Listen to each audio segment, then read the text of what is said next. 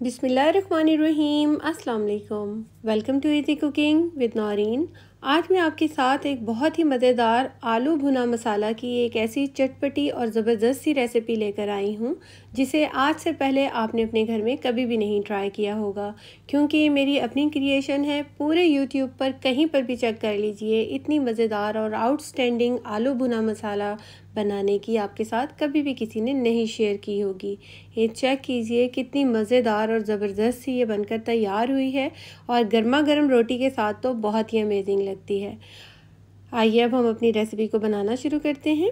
यहाँ पर मैंने सरसों के तेल का इस्तेमाल किया है इस रेसिपी को बनाने के लिए। आप नॉर्मल कुकिंग ऑयल का भी इस्तेमाल कर सकते हैं, लेकिन सरसों के तेल में बनाने से इसकी खुशबू और भी ज़्यादा, इसका जायका और भी ज़्यादा मज़ेदार बनता है। 4 से 5 टेबलस्पून मैंने सरसों का तेल लिया था और इसके बाद मैंने इसके अंदर 1 टेबलस्पून चॉप्ड किया हुआ लहसुन ऐड किया है। 1 से 2 मिनट के लिए हमने लो फ्लेम पर लहसुन को फ्राई करना है और उसके बाद मैंने 1 टीस्पून इसके अंदर ज़ीरा ऐड किया था। इसको क्रैकल होने तक फ्राई करना है और इसके बाद हाफ़ टी स्पून इसके अंदर हम कलौंजी का ऐड कर देंगे। इसको भी हम अच्छे से फ्राई कर लेंगे सिर्फ 1 मिनट के लिए। यहाँ पर 1 अदद बड़े साइज़ का मैंने प्याज ले लिया था, उसको मैंने इस तरीके से मोटे साइज़ में कट किया है। ये देखें इस तरह से। अब हम प्याज भी ऐड कर देंगे और प्याज को अब हम फ्राई कर लेंगे। मीडियम टू हाई फ्लेम पर हमने प्याज को फ्राई करना है। आपने लो फ्लेम पर प्याज को नहीं फ्राई करना, इस तरह प्याज जो है पानी छोड़ देता है और हमारा जो खाना है उसका जायका इतना अच्छा नहीं बनता। हाई फ्लेम पर हमने प्याज को हल्का गोल्डन होने तक फ्राई करेंगे। यहाँ पर मैंने लिए हैं 3 अदद टमाटर और ये मीडियम साइज़ के टमाटर हैं। 5 से 6 हम हरी मिर्चें ले लेंगे और अब हम इनको कट कर लेंगे। टमाटर को मैंने रफली सा कट किया है और इस तरीके से मोटा मोटा सा, और मिर्चों में से मैंने 1/2 की कटिंग की है। अब हम इन दोनों चीज़ों को भी इसके अंदर ऐड कर देंगे। यहाँ पर प्याज को सिर्फ आपने इतना ही लाइट सा गोल्डन होने तक फ्राई करना है, बहुत ज़्यादा फ्राई नहीं करेंगे, वरना जो हमने इसके अंदर ये जो लहसुन डाला है ये देखिए ये बिल्कुल ब्लैक हो जाएगा। तो हमने लहसुन को भी ब्लैक नहीं होने देना, वो भी हल्का सा गोल्डन रहे और प्याज भी गोल्डन रहे तो जायका बहुत अच्छा आता है। और अब हम टमाटर और हरी मिर्चें भी ऐड कर देंगे। इसको भी हमने फ्राई करना है, हल्का सॉफ्ट होने तक हम इसको भूनेंगे।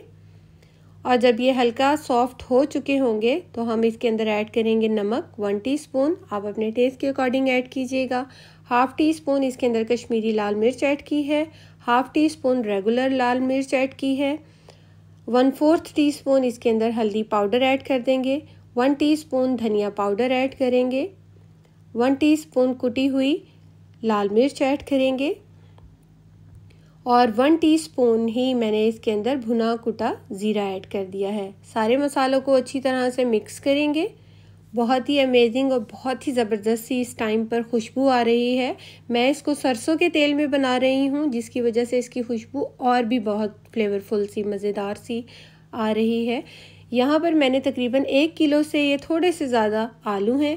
इसको मैंने सबसे पहले अच्छी तरीके से वॉश कर लिया था। इसके बाद हम इसको छील लेंगे और छीलने के बाद मैंने यहाँ पर इसकी इस तरीके से राउंड शेप में मैंने इसकी कतलियाँ काटी हैं।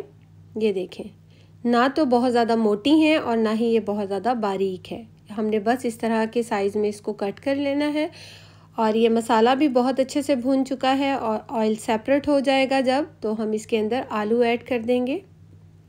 अब हमने आलू को मसाले के साथ अच्छी तरीके से भूनना है। तकरीबन 3 से 4 मिनट के लिए हाई फ्लेम पर हम आलू को भूनेंगे ताकि सारे मसालों का फ्लेवर जो है आलू के ऊपर एक जैसा आ जाए। जब एक जैसा फ्लेवर इस तरीके से सारे मसाले की कोटिंग हो जाएगी आलू के ऊपर, तो हम चूल्हे की फ्लेम लो कर देंगे और लो फ्लेम पर हमने इसको 15 से 20 मिनट तक ढक कर पकाना है।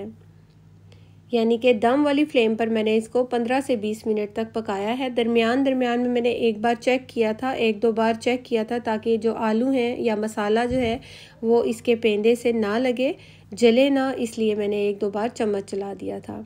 यहाँ पर अब हम आलू चेक कर लेते हैं। ये चेक कीजिए, आलू बहुत अच्छे से गल चुका है। ये देखिए, मैं एक और चेक करवाती हूँ और इसको अंदर से भी आपको दिखाऊंगी। ये देखिए, कितने अच्छे तरीके से ये गल चुके हैं आलू, और आलू की शेप उसी तरह से है, टूटे भी नहीं हैं और बहुत अच्छे तरीके से ये गल भी चुके हैं। अब हम इसके ऊपर डालेंगे थोड़ा सा हरा धनिया। 1 अदद हरी मिर्च के मैंने 2 पीस करके ऐड कर दिए थे। अच्छी तरह से इन सब चीज़ों को मिक्स कर देंगे। बहुत ही मज़ेदार, चटपटी, करारी ये हमारी आलू भुना मसाला बनकर तैयार हो गए हैं, जिसे आप आलू की कतलियाँ भी बोल सकते हैं, लेकिन ये इससे बिल्कुल डिफरेंट रेसिपी है। बहुत ही ज़बरदस्त रेसिपी है। एक बार इस रेसिपी को आप अपने घर में ज़रूर ट्राई कीजिएगा। बहुत ही मज़ेदार और आसान सी रेसिपी ये बनकर तैयार होती है। होपफुली आपको मेरी ये रेसिपी ज़रूर पसंद आई होगी। Thanks for watching. अल्लाह हाफिज़।